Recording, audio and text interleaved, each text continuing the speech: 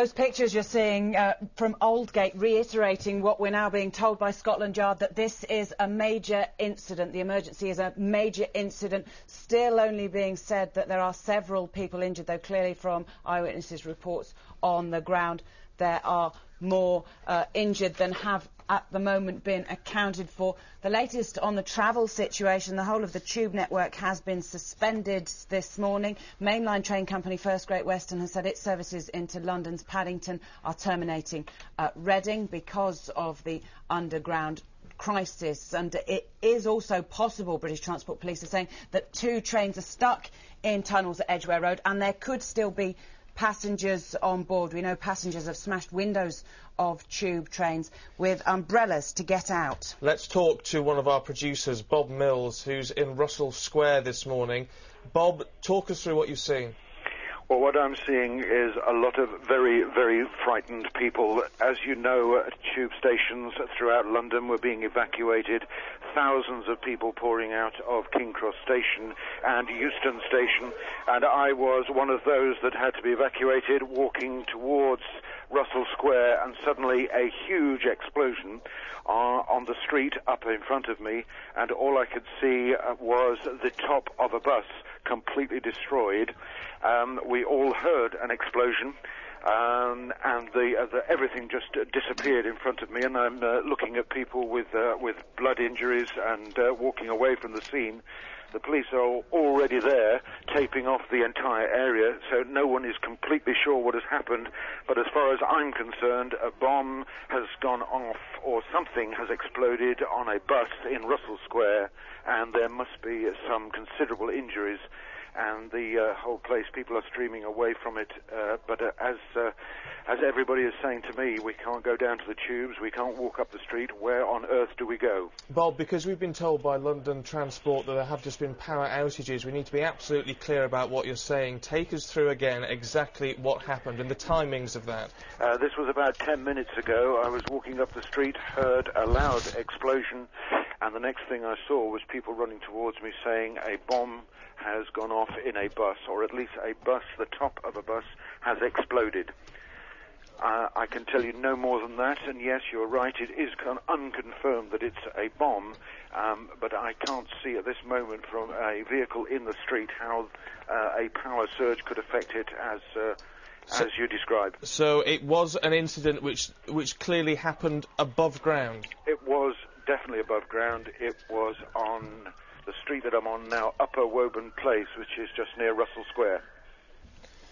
And what have you seen in terms of injuries then, Bob? If there was an explosion on a bus, one presumes that bus was packed?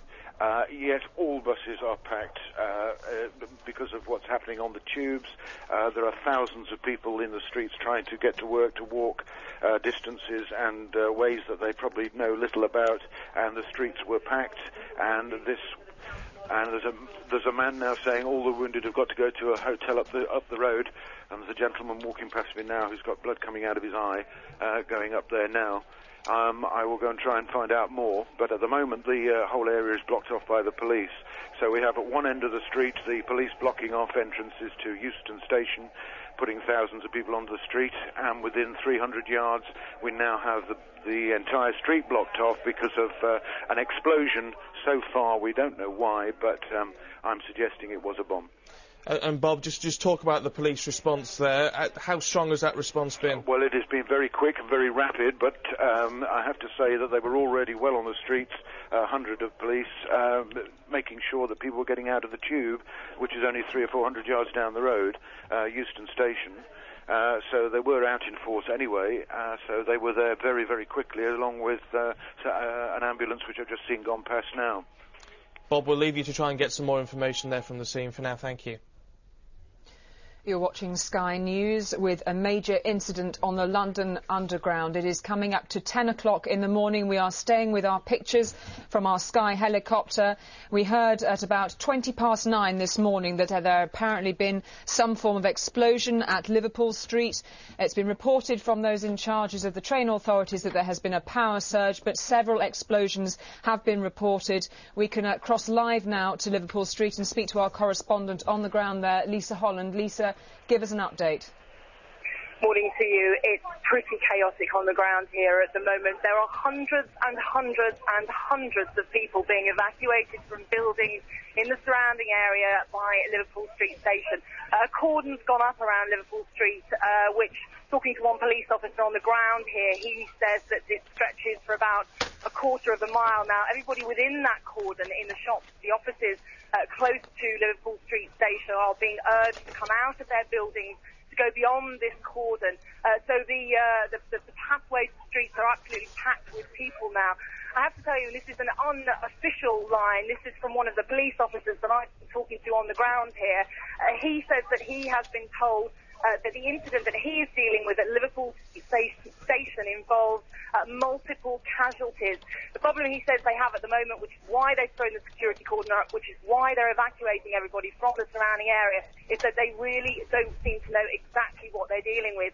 Just talking to him, he says, look, we're trained to deal with every eventuality, be it nuclear, chemical, biological. He's not at all suggesting that it could be any of those things at the moment. He says he simply doesn't know. That's the problem. That's why they're having to evacuate everybody from this area at the moment. So people here bewildered, unsure of what's going on, hearing reports of what's going on, but really nobody knows at the moment.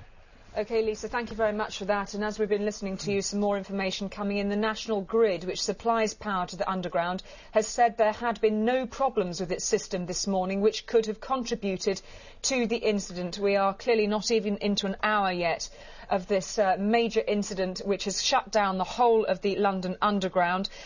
Clearly the emergency services engrossed in dealing with what they're finding on the ground. Some grim news indeed from Russell Square from one of our colleagues who was witnessing what had happened there. Apparently a large explosion which people there had assessed could have been a bomb. Our Sky News helicopter has been held back from Russell Square. We will keep you informed with any more details from Russell Square. Alongside me, my colleague Chris Roberts. So, what's caused this? Well, the initial estimate was power surge incidents. That came to us from British Transport Police. Let's have a word with Richard Hope. He's a rail expert. Richard, power surge incidents, but the National Grid says it has no evidence of that. Any ideas? I'm really completely baffled by this one. There are all kinds of protected devices to prevent higher voltages getting through to the third and fourth rails which supply the power to the train. They're supposed to operate at 660 volts. To cause this kind of damage that we're talking about here, I would assess that the voltage on the power being supplied to the rails, the voltage would have to go up to some thousands of volts, breaking down the insulation on the trains and causing arcing and fires and explosions of this kind. But I have never heard of any sort of multiple incident of this kind, and I can't at the moment figure out how it could happen, but clearly it has happened. Any concerns over recent weeks, months, years that something like this was a possibility? No.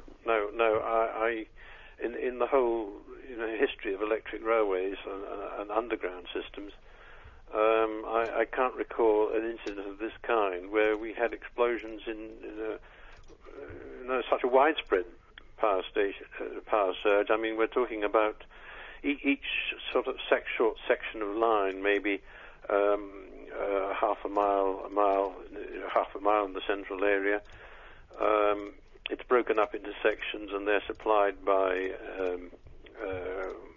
with power from substations down in the underground system. Now,